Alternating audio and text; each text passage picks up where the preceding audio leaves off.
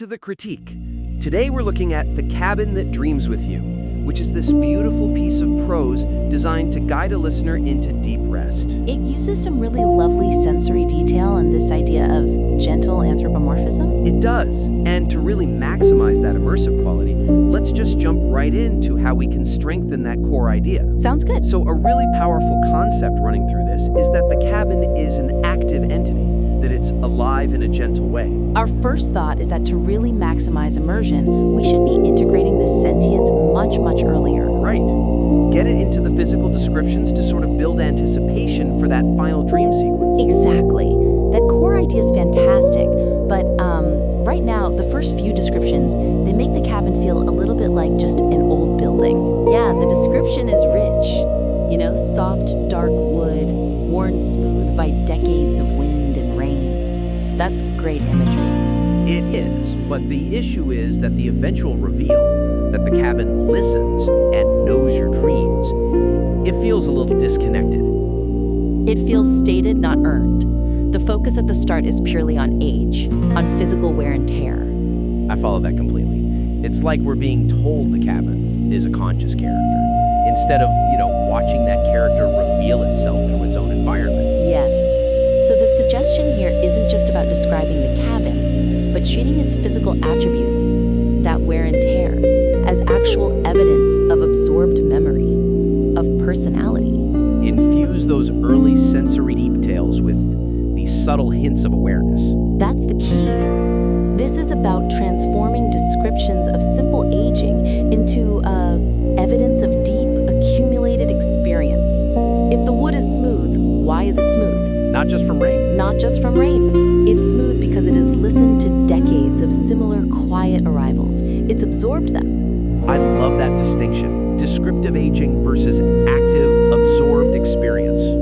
So, how do we keep that subtle? That's my main question. We don't want to startle the listener or make the cabin seem eerie. No, absolutely not. It has to remain a comforting, gentle presence. Right. And that's a perfect point about balance. If the wood creaks, it's not because it's settling.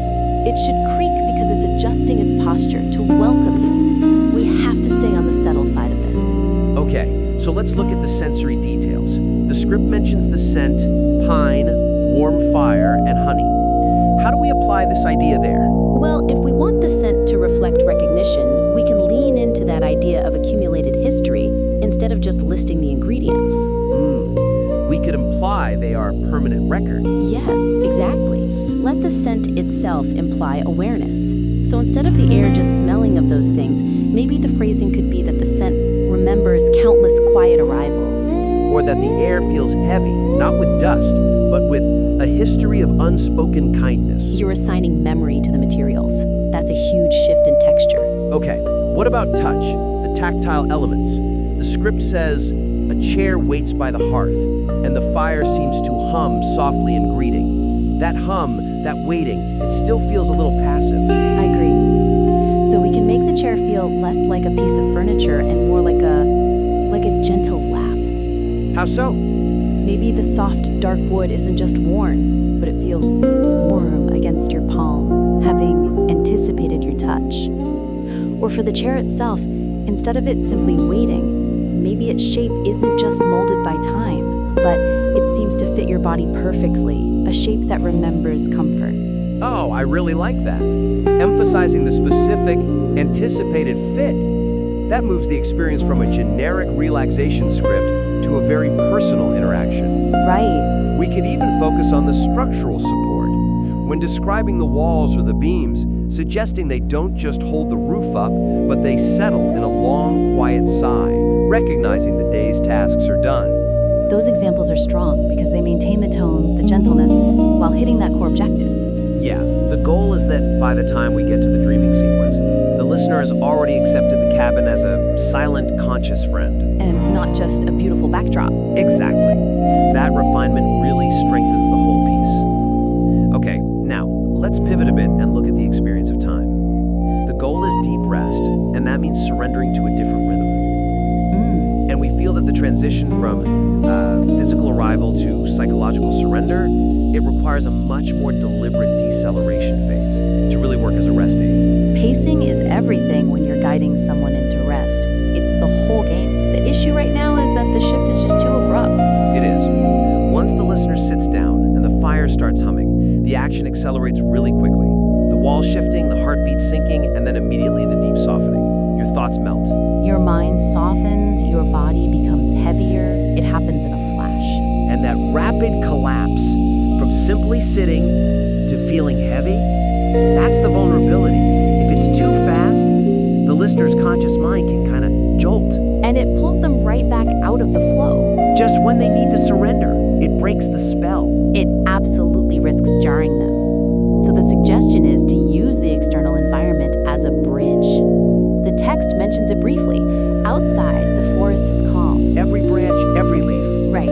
We need to expand that moment. Turn that external quietude into a substantial buffer zone. This allows the sensory details of the room to fade and the internal focus to sharpen, but slowly, gradually. So the moment of external quietude is our opportunity to slow down the perception of time itself.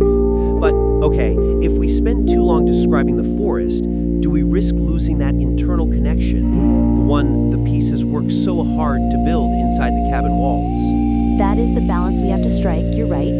We don't necessarily need more images of the forest, but more time spent observing the forest stillness, but through the lens of the cabin. I see. We move from broad movements to ultra-specific, nearly stopped motion. Okay, concrete steps for slowing that time. Instead of rushing to the heavy body, how do we use something like the smoke or the light to show that deceleration? We focus on things that usually move fast, but now they're moving agonizingly slow. So for instance, expanding the description of the smoke. Maybe describe how the smoke from the fire curls up, not just lazily, but so slowly it seems to stop and consider its direction before drifting. I like that. Or focus on the light. The shadows don't just settle, they should draw themselves across the floor with impossible patience. Impossible patience. That's it. That emphasis on patience in inanimate objects helps reinforce that slowing rhythm. And we need to anchor the listener internally before the walls start to shift. Right now, it moves very quickly from the fire matching the heartbeat to the cabin dreaming of oceans. We are missing a key step in between. The breath. The breath. Before the body becomes heavy, we have to explicitly link the inner body to that slow, steady rhythm. The suggestion is to insert a distinct beat focused entirely on breathing. It reinforces the link between what's happening inside your body and the external rhythm of the fire's crackle. So maybe 3 or 4 focused sentences, just on the chest, rising and falling, matching the quiet sound of the fire or the settling of the walls. Yes, something that grounds the listener absolutely in their own physical present before we launch them into the vastness of the cabin's dreams. So something like, the soft, even crackle of the wood in the hearth is not a sound, but a tempo. Find that tempo in your own chest. Exactly. Your breath draws deep, steady, mirroring the slow, ancient life held within these logs. That moment of internal anchoring is the necessary final step of surrender. It allows the listener to safely let go. It ensures the surrender feels inevitable, not rushed. That detailed work on pacing brings us really smoothly to the emotional climax of the piece. The final affirmation is lovely. Rest. I will hold your dreams tonight. You are safe. You are seen. You are enough. But there is an opportunity here. To make that powerful final affirmation as effective and reassuring as it can be, the promises have to be explicitly grounded in the physical, tactile safety provided by the cabin itself. I completely agree. The emotional resonance of those final whispers is high, but the delivery feels a little detached from the rich setting we've just established. It feels like a universal closing script rather than a message that's being generated by this specific, dark, pine-scented cabin. The materials need to speak the promise. It's a testament to resilience. Absolutely. So the suggestion is to weave the cabin's physical components, the wood, the hearth, the cocoon-like walls, directly into the language of the promise. We're transforming abstract safety into physical, touchable reality. Okay, but let me challenge that for a second. If the goal is deep rest and dreaming, which involves releasing physical awareness, do we risk anchoring the listener too strongly to the material world, by emphasizing the wood and the fire right at that moment of highest affirmation? That is the essential creative tension, isn't it? I think we anchor them initially so they feel secure, and then the anchor dissolves into the dream. The safety has to be tactile first, which is what makes the surrender possible. I see your point. That's already there. Understood. The physical presence delivers the permission to surrender. Let's make that specific.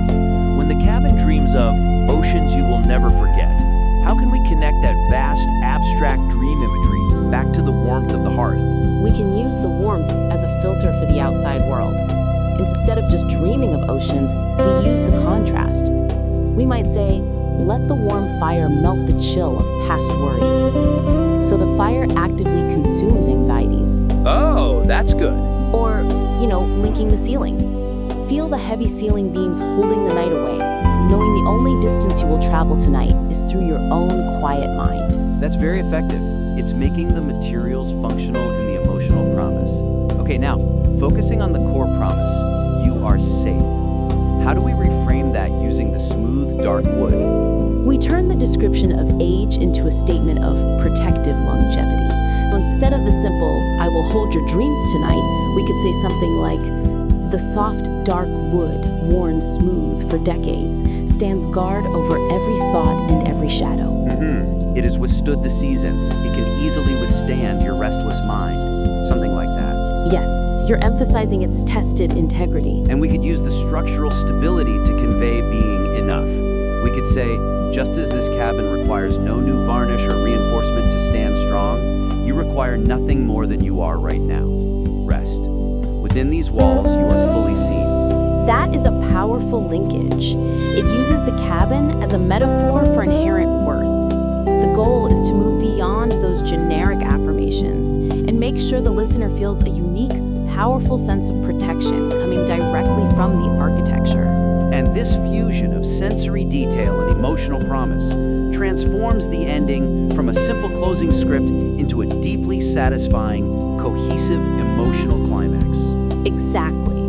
This has been a really satisfying exploration, just looking into how these subtle structural adjustments can dramatically enhance the immersive quality of the material. So to recap the 3 key areas of actionable feedback that we think will elevate the cabin that dreams with you. First, it was about deepening the anthropomorphic connection. Let the wood, the scent, and the furniture demonstrate active memory and recognition of the listener. Transform age into absorbed experience right from the very start. Second, we emphasized structuring the deceleration. Expand that moment of external quietude. Use the slow movement of smoke and shadows as a necessary buffer, and make sure that transition from physical presence to psychological surrender is deliberate and gentle, anchored by a specific focus on the breath. And finally, grounding the emotional climax in the physical space. Tie those powerful final promises of safety and acceptance directly to the tactile elements, the warmth of the fire, the resilience of the dark wood, so the listener feels the promise being delivered by the very structure that's holding them. So the overall actionable goal is clear. Strengthen the unique, conscious relationship between the physical setting and the internal emotional journey. I think that sums it up perfectly. We really encourage you to implement these suggestions to refine the texture and the pace of this beautiful piece. We would love to see the next iteration of your dreaming cabin. Send it back in soon.